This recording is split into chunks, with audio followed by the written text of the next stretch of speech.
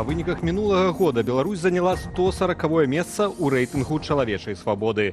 За апошнія 5 гадоў наша краіна апусцілася ў гэтым рэйтынгу амаль на паўсотні пазіцыяў. У эфіры Белсату аб'ектыў з галоўнымі падзеямі Беларусі і свету. У студыі для вас працуе Александр Баразенко і сёння ў нашым выданні. Новая спроба гандлю палітычнымі вязнямі. Чаго чакае рэжым Лукашэнкі ад новай амерыканскай адміністрацыі? Возможно, это некая форма заигрывания. И очередное, это безусловно, что это точно чем это является, это вот такое вероломное использование судеб людей поломанных в своей пиар-компании Лукашенко. Прысуд для забойцы беларускі. У Варшаве агучылі рашэнне ў крымінальнай справе, што ўзрушыла грамадства абедзвюх краінаў. Oskarżony Dorian Sławczyk. Абвінавачаны Дор'ян Слаўчык згвалціў Лізавету Герцен, здзейсніў разбойны напад з ужываннем гвалту, перш за ўсё душэнне пацярпелай, што прывяло да ейнай смерці. Не зусім нашыя дзеці. Як чыноўнікі хваляцца сацыяльную дзяржавай, а самі эканомяць на сіротах. Эти деньги, которые должны выделяться, эти мизерные, эти крохи, все равно не доходят и выделяют еще меньше. И в это же самое время мы вспоминаем о дворцах Лукашенко. Журналіст радыё «Свабода» Ігар Караней стаў наступным героем серыі фільмаў, якія паказала дзяржаўная прапаганда. Ці можна гэта разглядаць як заклік да перамоваў і на каго ён можа быць скіраваны? Якія захады могуць прымусіць Лукашэнку вызваліць закладнікаў? Ян Федарович працягне. Святлана Ціхановская правяла размову з намеснікам дзяржаўнага сакратара ЗША Кертам Кэмпбелам. Абмяркоўвалі сітуацыю з палітычнымі вязнямі ў Беларусі і магчымыя крокі, якія могуць спрыяць іхнаму вызваленню. Те люди, якія працуюць па Беларусі, застануцца на сваіх месцах. Нам проста важна, каб палітыка ў дачыненні да Беларусі, яна заставалася прынцыповай з боку ЗША. І, вядома, абмяркоўвалі апошнія навіны, звязаныя з палітвязнямі, гэта канфідэнцыйна. Але ўсё тое, што адбылося за апошнія тыдні і месяцы, гэта было таксама абмеркавана. З аўторка ў ОНТ паказваюць відэасюжэты з палітычнымі вязнямі. Гэта былыя супрацоўнікі радыё «Свабода» Андрэй Кузнечык, Ігар Лосік і Ігар Карней. Імаверна, здымкі вяліся ў дворыку турмы КДБ. Прапагандыст Андрэй Александраў называе такія запісы, цытата, «поўнаю свабодаю слова». Возможно, им угрожают, возможно, они переживали какие-то, не знаю, пыточные, околопыточные практики для того, чтобы оказаться вот конкретно в этих сюжетах и говорить то, что они говорят. Ну, собственно, заключение в изоляции – это и есть пытка.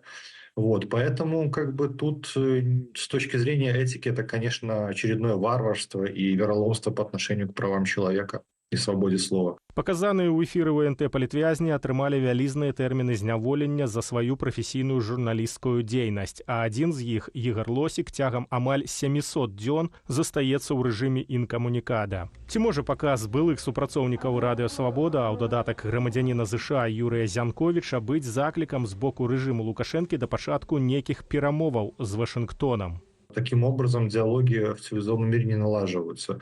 То есть людям не дали свободу, людям никакие поблажки в рамках заключения людей не произошли.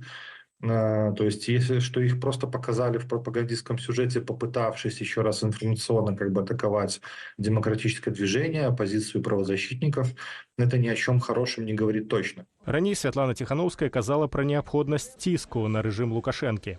Паслядоўнасць палітыкі па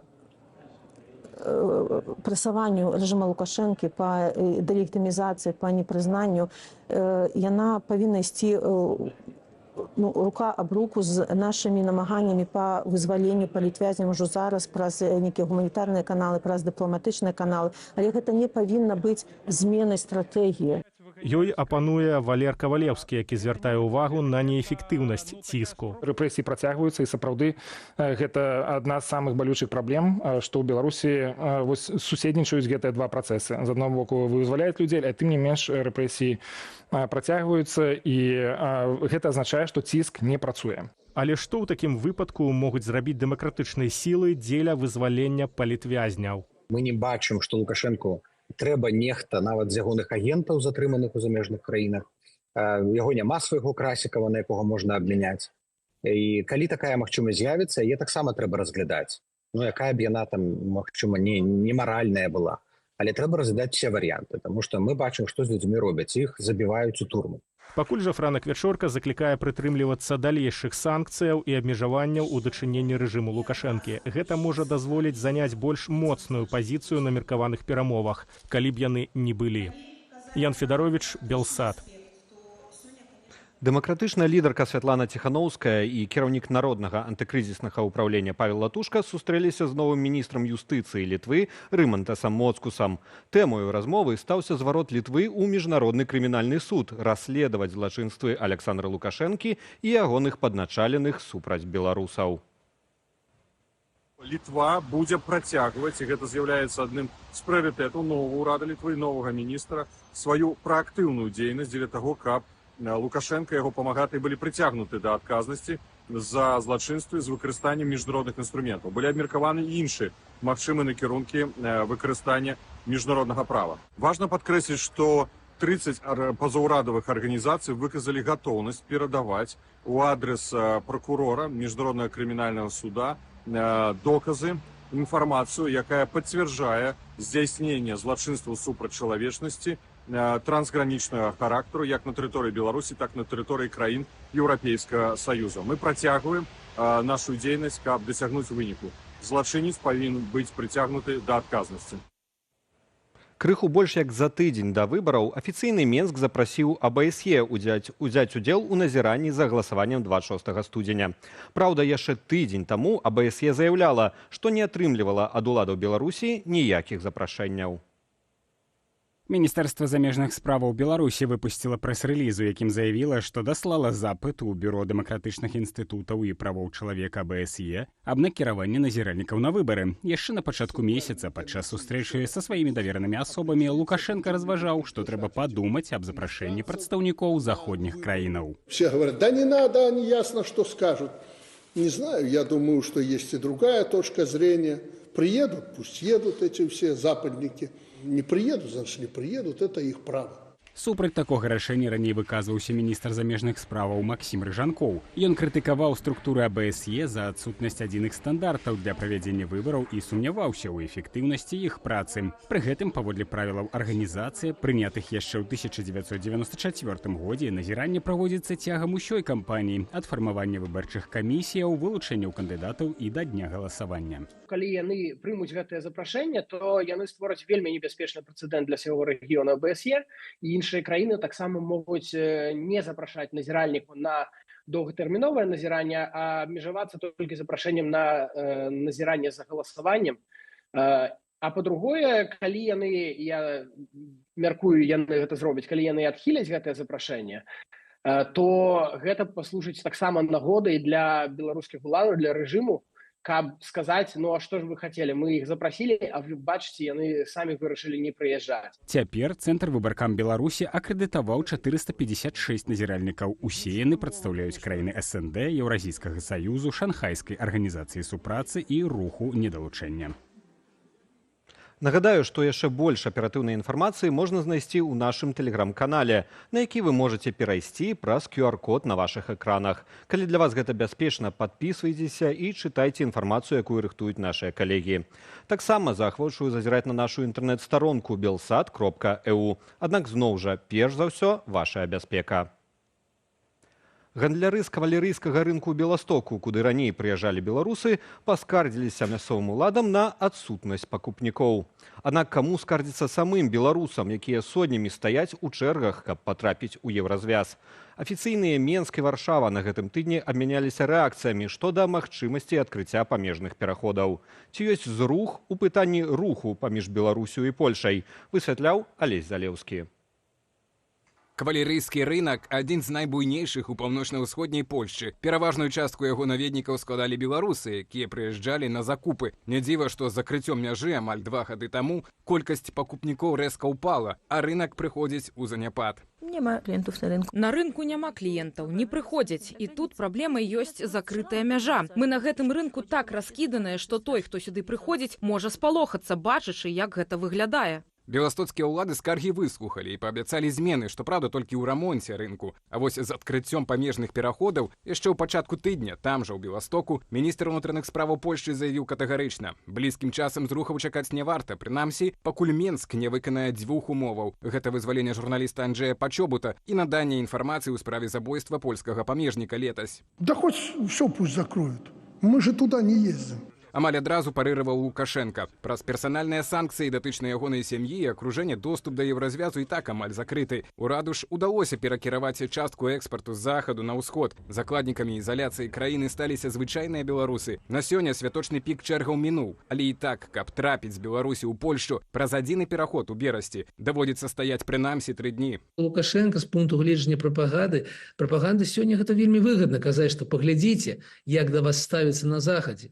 Паглядзіце, як да вас ставіцца Літва, Польша. Гэта ж яны ўсё стварылі. Я же вось, ведаеце, без віз, все астатняе. Лукашенко разумее, што з адным Пачобутам нічога не скончыцца, што ёсць яшчэ вельмі шмат пытанняў пра мігрантаў, пра удзел у вайне, і таму ён не спяшаецца. Гэта хутчэй такія моўныя, такія славесныя інтэрвенцыі. І таму нават у пытанні вызвалення журналіста Менск выстаўляе умовы. Паводле Лукашэнкі ў Беларусі Пачобут можа заставацца толькі ў турме. Поляки отказались вести даже разговоры по Пачобуту. А, Б, насколько меня информируют, Пачобут не хочет туда ехать. Вот и весь вопрос. А пакідаць краіну палітычны вязень адмаўляецца. Прынамсі, гэта вынікае з аператыўнай рэакцыі Варшавы на словы з Менску. Анджей Пачобут – годны грамадзянін Беларусі, які ганарыцца таксама сваім польскім паходжаннем. Але ён павінен быць свабодным чалавекам у свабоднай краіне і жыць там, дзе хоча. Летась надзеі на разблокаванне мяжы ускладваліся на Кітай. Пасля сустрэчы з кіраўніцтвам Польшчы Пекін аказаў ціск на Менск, каб зменшыць колькасць мігранцкіх атак з боку Беларусі, і кітайскія тавары маглі свабодна перамяшчацца на захад. Але на гэтым і скончылася. Алесь Залеўскі, Белсат. Урад Літвы адмяніў забарону на ўезд аўтаў з беларускімі нумарамі. Яна мусіла пачаць дзеяць заўтра, 18 студзеня. Летась у ліпені літоўскія ўлады прынялі пастанову, згодна з якой аўтамабілі, зарэгістраваныя ў Беларусі, не маглі больш заязджаць у краіну. А тыя, якія ўжо там былі, мусілі або пакінуць яе, або прайсці перарэгістрацыю. Сёння на сайце памежнай службы з'явілася абвестка, што працягваюць дзеяць старыя правілы, аднак з'явіліся і новыя змены. Яны пачнуць дзеяць 14 лютага. У прыватнасці заязджаць на тэрыторыю Літвы беларускія аўты здолеюць толькі грамадзяне нашай краіны, якія маюць літоўскі дазвол на жыхарства. Другая катэгорыя – грамадзяне ЕЗ, якія стала жывуць у Беларусі. Аднак усе яны абавязаныя выкарыстоўваць транспартавыя сродкі выключна ў асабістых мэтах. Абмежаванні не будуць датычыць дыпламатычнага транспарту і таго, якім перавозяць целы памерлых. За парушэнне правілаў прадугледжаныя штрафы і нават канфіскацыя аўтамабіля. Дарадца Святланы Ціхановскай заявіў журналістам, што і гэтыя правілы могуць быць перагледжаныя.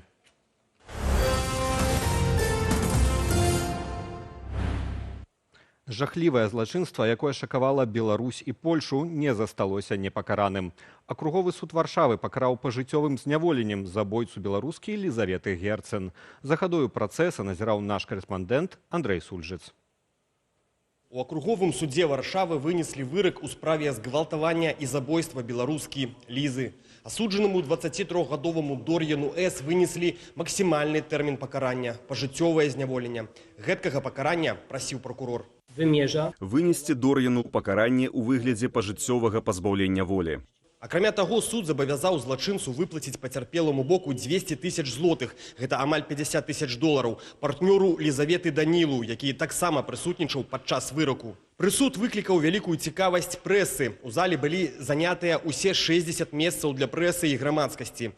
Зняволены прыбыў у залу пад наглядам паліцыі, закуты ў кайданкі на руках і нагах. На прысуд злачынца ніяк не адрэагаваў. Паводзіў сябе, як і падчас усіх папярэдніх паседжанняў. Сядзеў моўчкі з апушчанай галавою.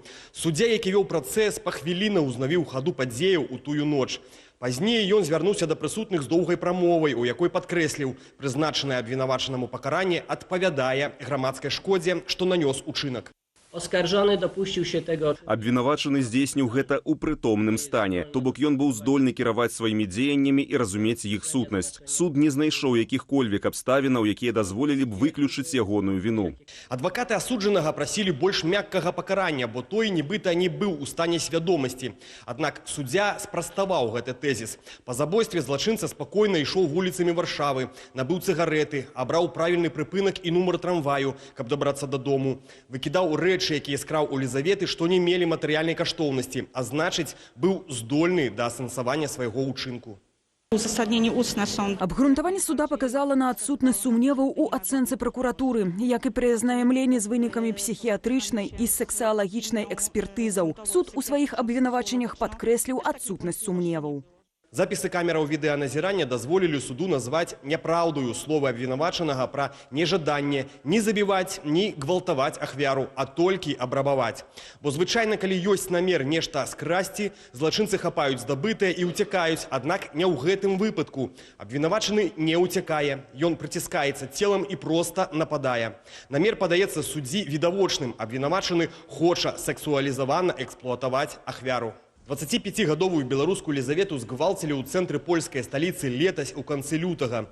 Нападнік прыставіў дзяўчыне нож да горла, душыў яе і адабраў мабільныя тэлефоны, плацежнай карты і гаманец. Яе знайшлі і шпіталізавалі ў крытычным стане. Праз некалькі дзён Лізавета памерла ў рэанімацыі, так і не вярнуўшыся да прытомнасці. Па нападзе затрымалі 23-гадовага паляка Дор'яна С. У яго ўдома знайшлі асабістыя рэчы ахвяры. Неўзабаве пасля здарэння ў Варшаве прайшоў марш супраць гвалту, яе звалі Ліза. Пад пільнай увагай гэтая справа была і ў палітыкаў. Пазней у Польшчы прапанавалі ўнесці ў крымінальны кодэкс папраўкі, датычныя павелічэння максімальнага пакарання за гвалт да 15 гадоў пазбаўлення волі. Андрэй Сульжыц, Белсат. У Расіі вынеслі вырак 3 адвакатам Алексея Навальнага. Яшчэ 2 абаронцаў судзілі завочна. Усе яны атрымалі ад 3,5 да 5,5 гадоў зняволення і забарону на 3 гады пасля вызвалення займацца адвакацкую справаю. Паплечнікаў загінулага ў калоніі апазіцыянера судзілі ў справе аб удзеле ў экстрэмісцкай суполцы. На працэсе затрымалі 4 журналістаў і 1 наведніка. З іх узялі пісьмовыя тлумачэнні і адпусцілі. Працэс праходзіў у Петушынскім судзе ў Владимираўскай вобласці Расіі. Там шмат разоў Алексей Навальны судзіўся з адміністрацыяй калоніі падчас свайго зняволення. Кіраўнік ФБК Іван Жданаў звярнуў увагу, што ўлады перанеслі абвяшчэнне выраку на 10-ю гадзіну 17 студзеня. У гэты час і гэты дзень в 2021 годзе Навальны вярнуўся ў Расію пасля атручвання. Юрыстаў Вадзіма Кобзева, Алексея Ліпсара і Ігора Сяргуніна затрымалі ў восень 2023-га. Паўдле расійскіх сілавікоў адвакаты перадавалі лісты ад Навальнага ягоным паплечнікам з фонду барацьбы з карупцыяй. Гэтак яны нібыта дапамагалі кіраўніку экстрэмісцкай суполкі камунікаваць з яе удзельнікамі. Улады Расіі прызналі ФБК экстрэмісцкім яшчэ ў 2021 годзе.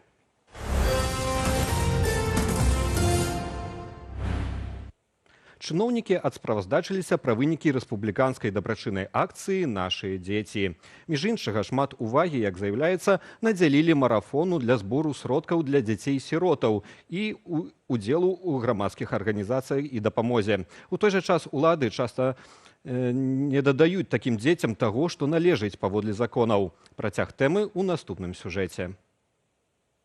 Проведение акции является свидетельством единодушного объединения государства и гражданского общества в решении одной из главных задач нашего социально ориентированного государства – заботы о детях, особенно о детях-сиротах. Чыноўнікі адсправаздачыліся пра вынікі рэспубліканскай дабрачыннай акцыі «Нашыя дзеці». Паводле прадстаўніцы Міністэрства адукацыі Алены Вайцяховіч, акцыя, што ладзіцца ўжо 30-й раз, ахапіла больш за 1 мільён дзяцей, якім патрэбная дапамога. Материальная помощь, которая оказана учреждениям, организациям, семьям, воспитывающим детей, составила более 8 миллионов рублей.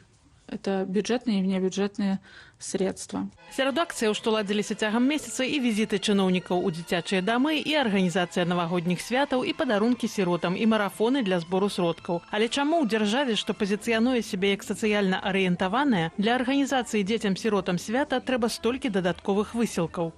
сацыяльнай дзяржавы з кожным годам усё менш і менш. І вось прыклад дзяцей, гэта самы дзяцей-сірат, гэта самы такі яскравы прыклад. Калі сапраўды тое, што патрэбна забяспечваць дзяржава не забяспечваецца. Пытанні да фінансавання дзяцей-сіротаў маюць і сілавыя структуры. Выданне «Зеркало» апублікавала ліст, які ў 2023 Генеральная пракуратура выслала ў Савет міністраў. У дакуменце, атрыманым з дапамогай Белполу, гаворыцца, што нормы фінансавання на такіх дзяцей заніжаныя. Гэтак на кожнае дзіця на адзенне, абутак і мяккі інвентар кшталту бялізны, штораў ды іншага вылучаецца ўсяго 320-330 рублёў на год. Эти деньги, которые должны выделяться, эти мизерные, эти крохи, все равно не доходят и выделяют еще меньше. И в это же самое время мы вспоминаем о дворцах Лукашенко, о резиденциях, о его машинах, самолетах, миллиардах, которые он ворует у государственных предприятий. И это, конечно же, безумно ужасно. Найбольш адзначыўся, паводле пракуратуры, Клічаўскі раён Магілёўшчыны. Там у 2022 годзе мясцовыя ўлады залічылі раённай спецшколе-інтэрнату 637 рублёў для 26 дзяцей. Аднак паводле нормаў установа мела атрымаць амаль у 16 разоў больш, каля 10 тысячаў рублёў. На што мясцовыя ўлады выдалі недададзеныя грошы, Генпракуратура не паведамляе. Ёсць рэчы, на якія знаходзяцца грошы, напрыклад, там фармаванне спецназаўскіх атрадаў у кожнай вобласці, патрыятычных клубаў пад кіраўніцтвам там рускамірцаў. А вось на дзяцей-сірот, каб ім падгузнікі купіць, няма. Паводле Генпракуратуры на 2023 год у Беларусі было 19 209 дзяцей-сіротаў. Больш як траціную апякуецца дзяржава. І менавіта яны цяпер у найбольш уразлівым становішчы. Нет НГО, которые могли бы находить контакты в Европе, в Америке для этих домов-приютов. И какие-то дополнительные деньги поступали бы этим детям. Больш за тое, сілавікі выкарыстоўваюць дзяцей з поўных сем'яў як сродак запалохвання апанентаў рэжыму. Нярэдкія выпадкі, калі актывістам пагражаюць забраць дзяцей, прызнаўшы ім статус перабывання ў сацыяльна небяспечным становішчы. Ірына Дарафейчук, Белсат. Ужо праз імгненне вас чакае рубрика «Онлайн», дзе распавядзем пра самыя цікавыя публікацыі нашай інтэрнэт-старонкі belsat.eu. Запрашаю.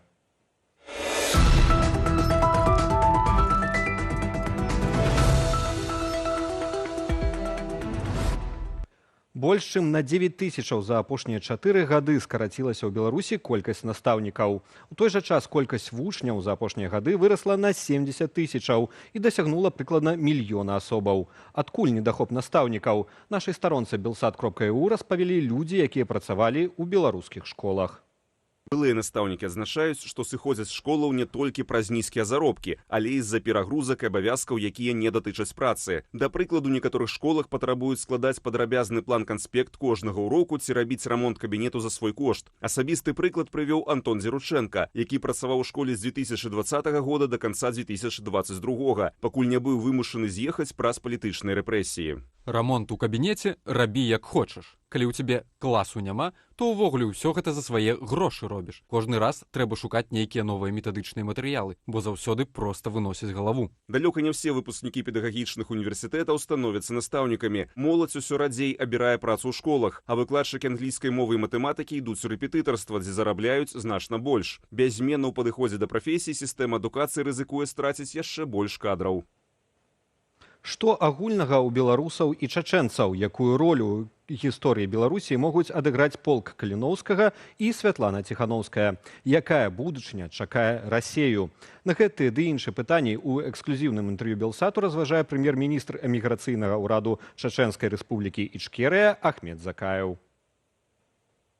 Ахмед Закаеў падкрэсліў, што і беларусы, і чачэнцы застаюцца пад кантролем рэжымаў, якімі кіруе Кремль. Если исторически, это одна сторона. То, что сегодня у нас общее, это оккупационные режимы, которые установила Россия как на территории Чеченской республики, так и сегодня в Беларуси. Закаеў лічыць, што Лукашенко непасрэдна датычны да ваенных злачынстваў ва ўкраіне, і ён упэўнены, што міжнародны трыбунал прыцягне да адказнасці як расійскіх, так і беларускіх чыноўнікаў. Наяўнасць Святланы Ціхановскай і альтэрнатыўнага ўраду, на думку палітыка, вельмі важная для будучыні Беларусі. Гэта падкрэслівае, што народ мае легітымнага прадстаўніка, які працуе на міжнароднай арэне. Цалкам інтэрв'ю з прэм'ер-міністрам міграцыйнага ўраду Чачэнскай рэспублікі Ішкерыя Ахмедам Закаевым вы знойдзеце на старонцы belsat.eu. Лукашенко падпісаў указ, які пашырае паўнамоцтвы дзяржаўнай інспекцыі аховы прыроды. Цяпер інспектары могуць праводзіць асабісты дагляд грамадзянаў, выкарыстоўваць зброю, фізічную сілу і спецсродкі. Цікавы факт. Кіраўнік ведомства Юрый Терцель, ён жа брат начальніка КДБ Івана Терцеля. У 2020 годзе Лукашенко казаў, што інспекцыя мусіць стаць пад ружжо. Паводле Кіраўніка Юрыя Терцеля інспекцыю ператварылі ў нешта падобнае на міліцыю, даючы кожнаму супрацоўніку зброю і праводзячы навучанне. Як мяркуюць эксперты, з якімі паразмаўляла наша інтэрнэт-старонка, узмацненне мае не толькі прыродаахоўную мэту, а рэальная эфектыўнасць гэтых дзеянняў застанецца сумнеўнаю. Таксама гэта можа быць часткай рыхтавання да магчымых ваенных ці палітычных рэпрэсіяў. Падрабязнасці шукайце на нашым сайце belsat.eu. Ситуация на мяжы Беларусі з Польшай паступова паляпшаецца, аднак кіроўцам усё яшчэ даводзіцца чакаць мінання мяжы больш за 3 сотняў. Карціну на памежных пераходах манітораць нашыя калегі. У Берасці ў пункце пропуску Варшаўскі мост на ранак пятніцы ў чарзе было каля 1300 легкавікоў. Гэта значна менш, чым яшчэ некалькі дзён таму, калі колькасць машын перавышала 2000. На польскім баку ў Тэрасполі сітуацыя больш спрыяльная. Мяжу ў Беларусь можна прайсці за некалькі гадзінаў. На мяжы з Літвой і Латвіяй аўтамабільныя чэргі адсутнічаюць, а час перасячэння складае ад 1 до 3 гадзінаў. Пашпарт новай Беларусі мог бы развязаць праблему беларусаў ва ўкраіне. Гэта лічыць былы капелан, а цяпер грамадскі дзеяч і святар Сергей Горбік. Ён служыць у Львове і дапамагае беларусам у тым ліку ў развязанні пытанняў легалізацыі. Паводле Горбіка нядрэнна, калі б той жа аб'яднаны пераходны кабінет наладзіў перамовы з украінскім бокам, каб нейкім чынам развязаць пытанне перабывання на яе тэрыторыі нашых суайчыннікаў. Першая катэгорыя – людзі, якія даўно жывуць ва ўкраіне. Другая частка паводле суразмоўцы тыя, хто пасля падзеяў 2020 года уцёк ва ўкраіну сем'ямі. Трэцяя – беларусы, якія наогул не маюць пашпартоў. І нарэшце чацвёртая – беларускія добраахвотнікі. Падрабязнасці развязання гэтай праблемы, на думку Горбіка, чытайце на нашым сайце belsat.eu. Колькасць рымска-каталіцкіх парафіяў у Беларусі скарачаецца. Толькі паводле даступнай статыстыкі, апублікаванай некаторымі з выканкамаў, летась іх стала меней на 11. Пра гэтую ды іншую тэмы распавядзе мой калега Вітаўт Сіўчык у праграме «Белсат Зум» ужо праз імгненне. Не прапусціце. Я ж на гэтым з вамі развітуюся. Беражыце сябе і заставайцеся з Белсатам.